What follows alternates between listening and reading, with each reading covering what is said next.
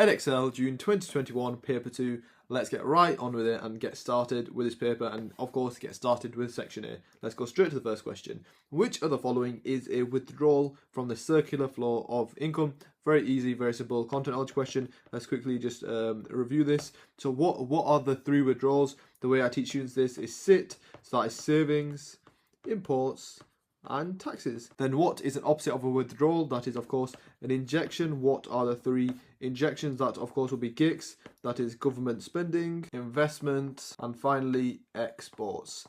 And now let's see what the question is asking us. Which of the following is a withdrawal? Let's find. So either it has to be savings, imports, or taxes. So that would be D. And of course, in an exam question, I would go straight to answering it, but that's a good bit of content knowledge revision. But let's keep going. And now we have a 2-mark question. So calculate the total final increase in the US aggregate demand as a result of the president's expansionary fiscal policy, assuming no other changes. So I'm guessing we're going to need to use the stimulus for this. So after the global financial crisis of 2008, the US president introduced expansionary fiscal policies of 800 billion. So we will need to use that. The IMF estimated that the multiplier at the time was approximately 1.5. It's a very easy question. All we would have to do here is take that, and of course very simple multiplier formula. We'd have to take that 800 billion of expansionary fiscal policies, and like I said, the multiplier was 1.5, so that would be, so essentially 8 times 1.5 is 12, so that would make 1,200. And make sure for this question, of course, to pick up the 2 marks, you will need the units, and of course it is in dollars, I believe, so that is not a dollar sign. Ignore my messy handwriting. And yeah, so it was in billions, I believe. Yeah, it says billions there. So yeah, that's my final answer. 1,200 billion, and it's simply 800 billion times 1.5 makes 1,200 billion. And now moving on to the last 2-mark question in this first question. Explain the impact of the annual fiscal deficits on the US national debt. So how does a fiscal deficit relate to national debt? Of course, a fiscal deficit is the yearly deficit. So it's when government spending is greater than taxation. But then a national debt is essentially just an accumulation of those fiscal deficits. So a national debt is an accumulation. It's over the 100, however long they've been running fiscal deficits. It's the accumulation of those fiscal deficits is what a national debt is. And of course, the impact of another fiscal deficit will mean that the US national debt is now larger, and with a larger US national debt, it means that how do interest rates work? It means that repayment costs will now be higher on US national debt. Okay, that's how I would briefly put it. So US national debt definition, and then this means more US national debt, meaning that higher debt repayment costs, as we will need more to be borrowed to finance that spending. And that is how to get 5 out of 5 marks very simply and easily on that question 1. And let's keep going and let's keep moving. Okay, so big diagram here, 1 mark. It looks like it's a multiple choice question. What is it asking us? Which of the following diagrams illustrates the impact of an increase in the net exports, so along a Keynesian LRAS supply curve? Now that is a great question. Now, of course, where do we see net exports? That would be in the AD formula. So C plus I plus G plus X minus M, and exports is, of course, this number here. So if we have an increase in net exports, what do we expect? If there's an increase in net exports, we are expecting an increase in AD. So what we're looking for is an increase in AD alongside a Keynesian LRAS curve. So of course, firstly, B and D are not Keynesian LRAS curves. You can call them neoclassical AS curves. And then we have A and C. And what's the difference in A and C? So A is showing an increase in real GDP, while C is showing a decrease in real GDP. And like we said, with an increase in net exports, therefore we are going to have a shift out of AD. Therefore the answer would in fact be A. Let's keep going with this question 2.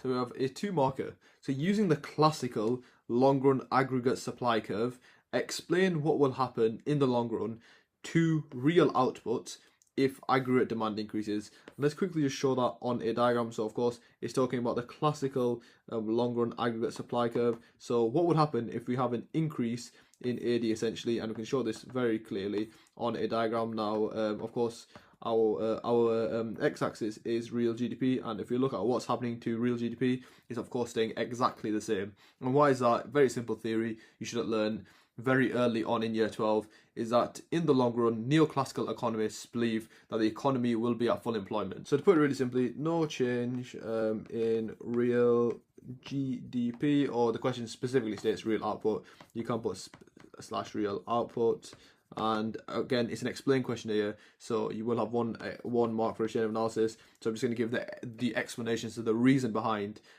why there's going to be no change in real GDP. As neoclassical economists believe, in the long run, the economy is at full employment, and that is very simply how far you need to leave it. You do not need to justify it any further. We've got more than enough, and if I really wanted to, could label up the rest of the diagram showing there's of course going to be an increase in price level, but real GDP stays exactly the same at YE. But yeah, let's keep going with this question 2. And there's another 2-mark question to finish off this question 2, and it's another explain question. Explain the likely impact on AD of a fall in average house prices. Straight away, what should come to your head when you're thinking about average house prices? It is the wealth effect. And if we have a fall in the average house prices, is it going to be a positive or a negative wealth effect? Of course, it will be a negative wealth effect. What does this mean? If there's negative wealth effect, if people are realizing the assets are worth less, how is that going to affect their confidence? We're going to see a decrease in consumer confidence. You can say consumer confidence. You can say there's a decrease in investment. So of course, decrease in consumer confidence. Let's tackle that first. If there's decrease in consumer confidence, will people spend as much? Will there be as much consumption?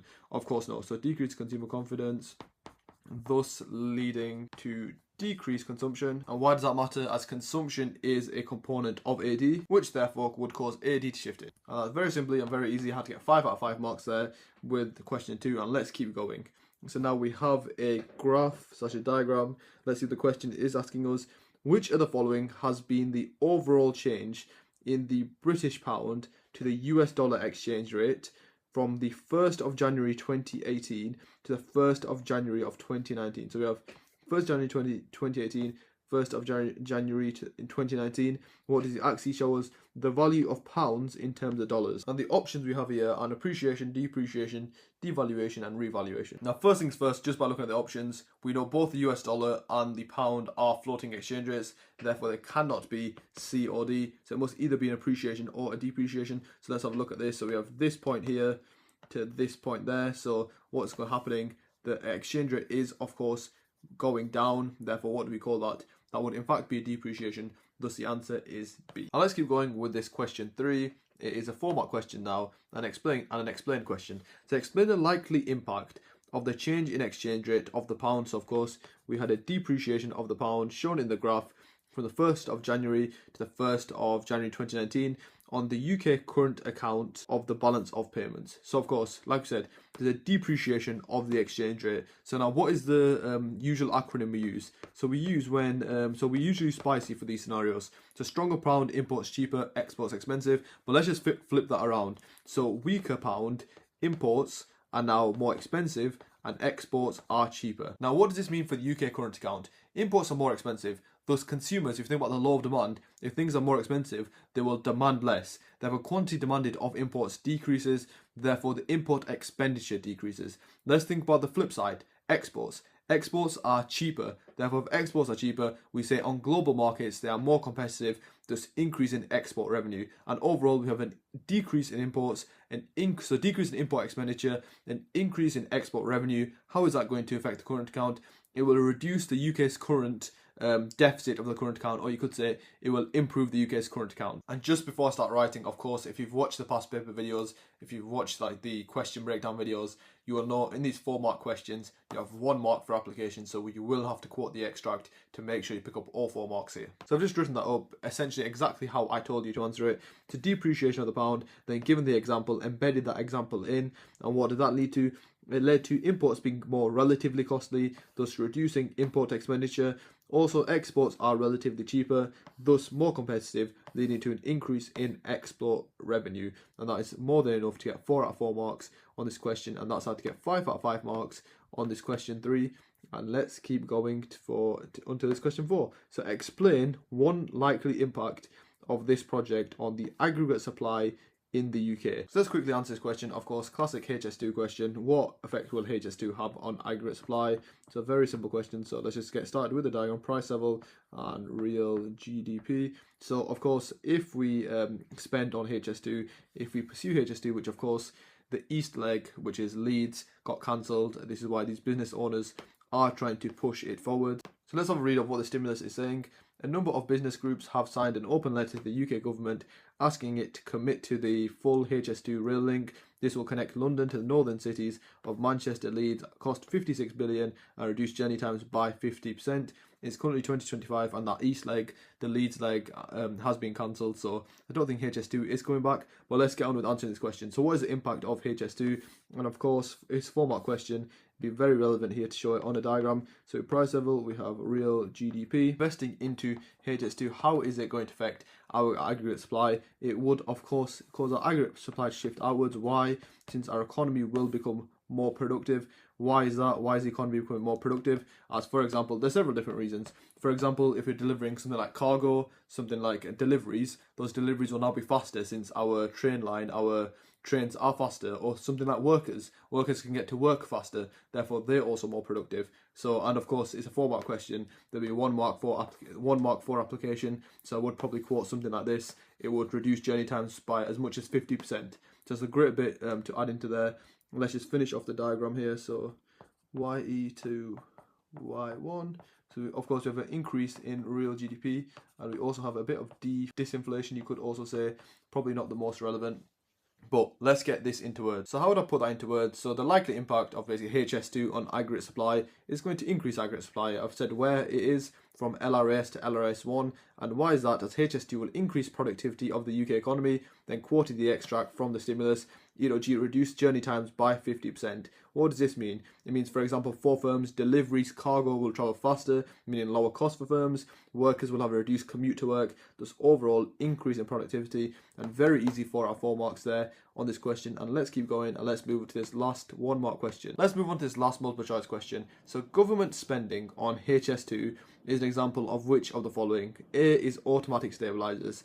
Now, what is automatic stabilizers? Automatic stabilizers, of course, one of the 2 types of fiscal policies. There's automatic stabilizers and there is discretionary fiscal policy. So if we had to class HS2 into one of them 2, which one would it be? It would of course be discretionary fiscal policy. What is discretionary fiscal policy? Then the government uses their discretion, their decision making to pursue something, and of course this is what HS2 is an example of. Automatic stabilizers, on the other hand, are used to stabilize the economy during fluctuations in the business cycle. For example, if we're going through a recession with high levels of unemployment, what is going to happen to the level of benefit spending? Benefit spending is going to massively increase. But the main thing with automatic stabilizers, the government have not intentionally increased the amount of benefits they are giving out. It's just that due to there are more individuals that now need to claim benefits, the benefit spending has increased. So the government have not used their discretion in that particular scenario, whereas in HS2, of course, they're actively trying to pursue building this new railway. So yeah, it would not be A. Moving on to B, capital expenditure. Now, that seems correct. Why could it be capital expenditure? Of course, we're spending, it's an investment into the future. HS2, an investment into infrastructure. It does fit the bill. But let's keep going through the rest of them. A current expenditure. Now, is HS2 a current expenditure? What's a great example of a current expenditure? For example, for the UK government, they spend around 800 billion a year on current expenditure. And what comes under that? For example, the NHS. It's the daily ongoing costs. For example, the cost of prescriptions, the cost of wages, so the cost of the doctors, the cost of the nurses. They have to pay those wages every month, the salaries every year, and they're the ongoing cost to keep almost the UK running. So is HS2 an ongoing cost?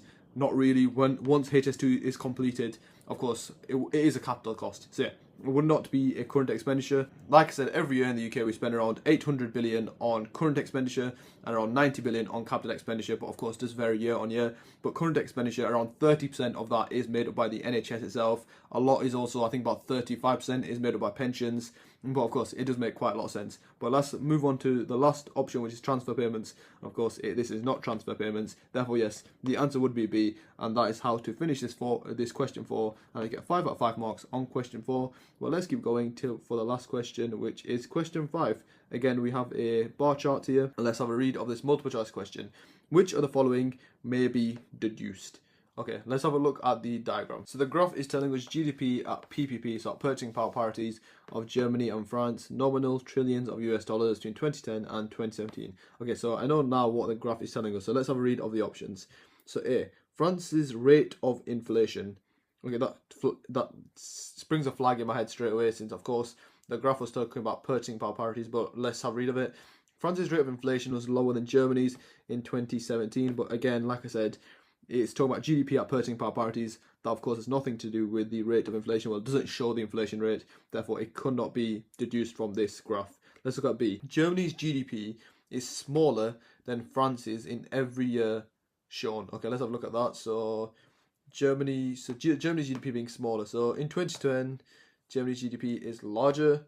In 2011, it's larger. And yeah, we can kind of see a general trend. If you look at Germany, it is larger in every year instead of being smaller in every year. Thus, B cannot be deduced from the graph. The opposite could be deduced. But now, let's have a look at C.